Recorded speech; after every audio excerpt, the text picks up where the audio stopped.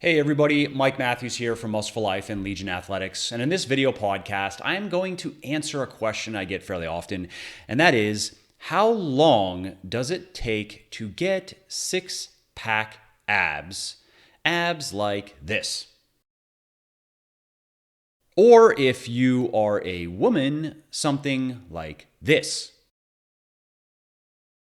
Now, let's start this discussion with some good news. The good news is that getting six-pack abs is far easier than many people would have you believe. You don't have to do a billion crunches. You don't have to do a billion hours of cardio. You don't have to swallow a billion handfuls of supplements. And you don't have to follow weird, overly restrictive diets.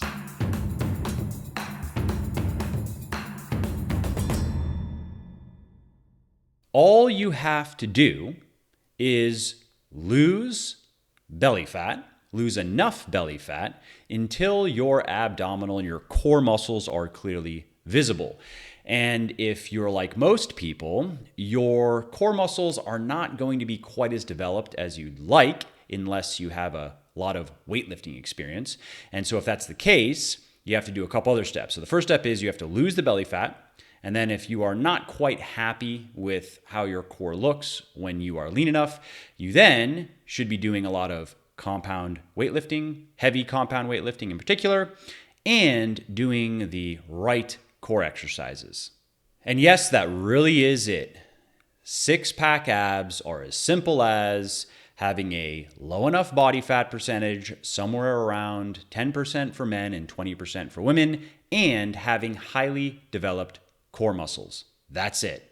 Now, in case you are wondering what my body fat percentage was in the picture that I showed you just a minute or two ago, I was around 7% body fat at that time, which is leaner than you need to be to have a clear six-pack. Again, by anyone's standards, you are going to have a clear six-pack around 10% if you're a guy and around 20% if you are a girl.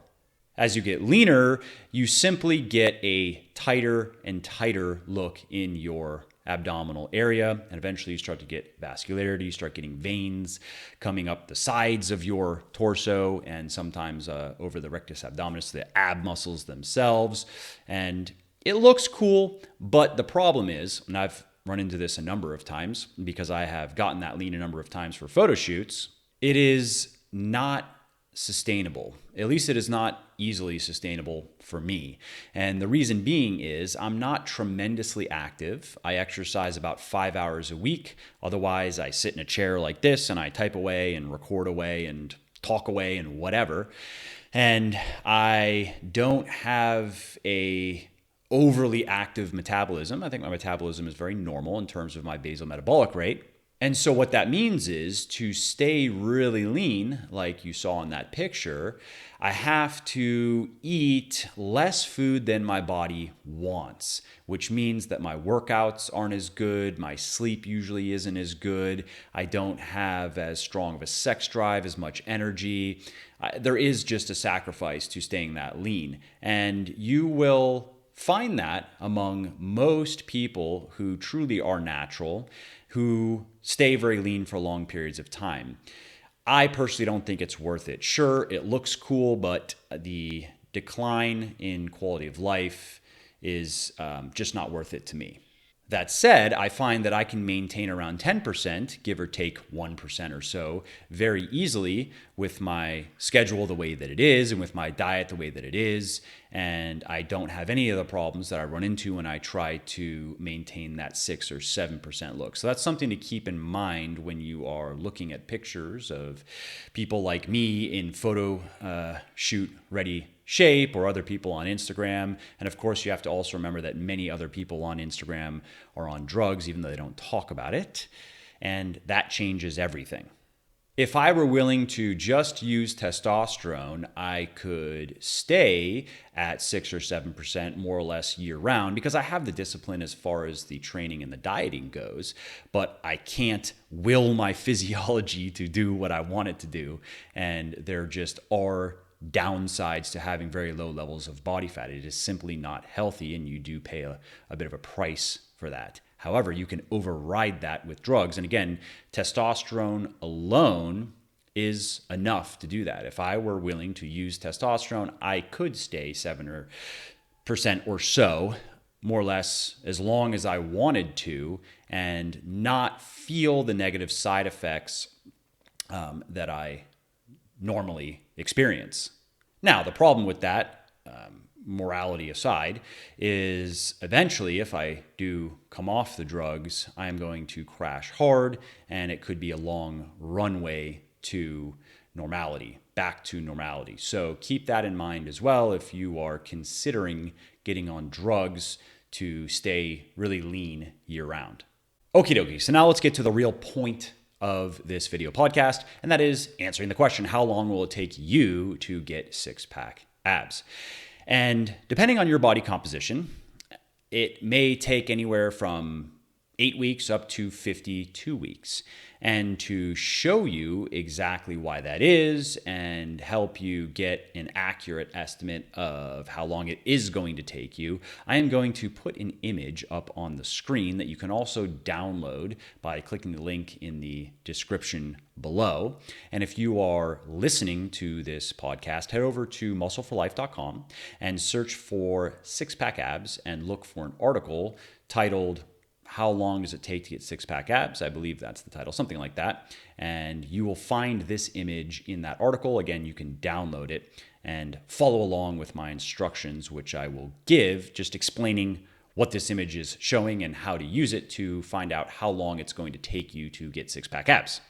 Okay, so this chart assumes that you are going to be losing about 1 pound of fat per week. That is healthy and safe and relatively easy and straightforward for everyone to accomplish. So with that assumption, here's how to use the chart. So the first thing is you want to locate the column, the vertical division at the top with your current body fat percentage. Now, if you are not sure what your body fat percentage currently is, head over to Muscle for Life or Legion Athletics and search for body fat percentage, and you will find an article I wrote on how to do that. Okay, so step 2. If you are a woman, you want to follow the column down until you hit an orange cell. And if you're a man, you follow that column down until you hit a yellow cell.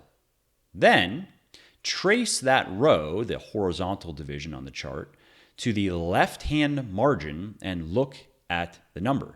And that is approximately how many weeks it will take you to get six-pack abs. So for example, let's say that you are a guy who is currently sitting at about 22% body fat. Okay, first thing, you find the column for a starting body fat percentage of 22%. There you go. And then you follow that column down until you hit a yellow cell. Okay, good. There's the first yellow cell. And then third, you follow that row left until you hit the numbers along the left-hand margin. And you get 25. So it will take about 25 weeks to get a killer six-pack. Now, of course, how long it will really take might change by 10 or 15% or so, depending on how well you stick to your diet and your exercise routines, whether you are using effective supplements that help with fat loss or not, and how well your body mobilizes and burns fat. But you will find that the estimations in that chart are more or less correct. If it says 25 weeks, it is most definitely not going to be 15 weeks or 35 weeks if you have good dietary and exercise compliance and don't make any obvious mistakes in your cut, like cheating all of your results away or accidentally overeating and so forth. Now, one other thing we should touch on briefly, if we are going to talk six packs, is stubborn fat. You have probably heard about stubborn fat in connection with, belly fat and getting six-pack abs, and there is some truth to that. Some fat stores in your body are harder to get rid of than others, and for guys in particular, it does tend to be in the abdominal region, particularly in the lower abdominal region, and for women, it's usually more hips, thighs, and butt. There are physiological reasons for this. I won't go into them here because I have written about and discussed them in detail elsewhere. if you are interested in that, if you search my podcast feed, I'm sure if search for stubborn fat, I'm almost positive I've recorded at least one episode, if not more than one, on the subject. And if you want to read, head over to Muscle for Life or Legion Athletics and search for stubborn fat, because I've written articles on both of those sites about it. The bottom line, though, what you need to know is that there is nothing particularly special about getting rid of stubborn fat. There are a couple supplements that can help: synephrine, yohimbine, caffeine as well. Caffeine can just help you lose fat faster, period. But when you combine it with synephrine and yohimbine, they can work together to accelerate stubborn fat loss. But in the end, all you really need to do is just keep getting leaner and keep trusting the process, so to speak. So in the beginning, you are going to be a bit dismayed when you are cutting, because you're going to see certain parts of your body that you probably care a bit less about aesthetically. You're going to see those getting lean very quickly, while the parts that you do care more about are going to seem to not change at all.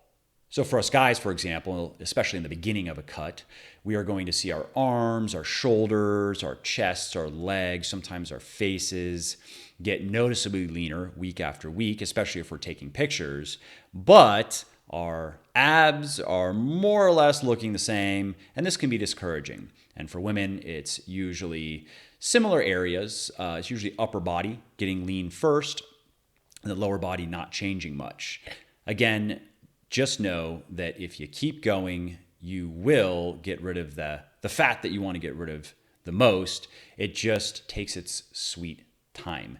The fat stores that are easiest to mobilize and burn are the ones that go first, and the ones that are more stubborn, more resistant to your body's. It's really resistant to chemicals that mobilize fat, so it can be burned. They do eventually give way. It just can take time. So keep that in mind in your quest for a six-pack. Chances are things will really start to come together as you get deeper into your cut. Chances are you are not going to see that much of a change in the beginning, especially if you're a guy. You should also know that there is really nothing you can do in the way of exercise that is going to help you lose belly fat faster. You simply can't spot reduce fat like that. Research does show that fat burning does speed up a little bit in the area that is being trained when you are training muscles, but it is so minor that it makes no practical difference. What that means then is you should simply focus on reducing your body fat percentage. That is what is going to get you there. And if you are also going to train your core muscles, which is pretty much a good idea for everybody, you're doing that to develop them so they look better once you are lean enough to really see them. All right, well, that's it for this video podcast. I hope you found it helpful, and give that image a download. Save it. It's a good chart that you can always refer back to whenever you're starting a cut to see approximately how long it's going to take to get to the look that you want.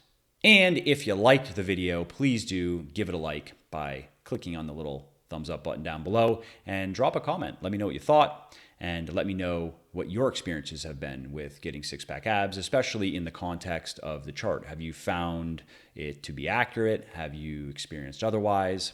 Let me know. And last, please do subscribe to my channel if you want more videos like this. To subscribe, simply click the, it's over there. Click the red subscribe button over there. It's free, of course, and then click the bell, and YouTube will notify you when my next video goes live. Thank you, and I will see you in the next video.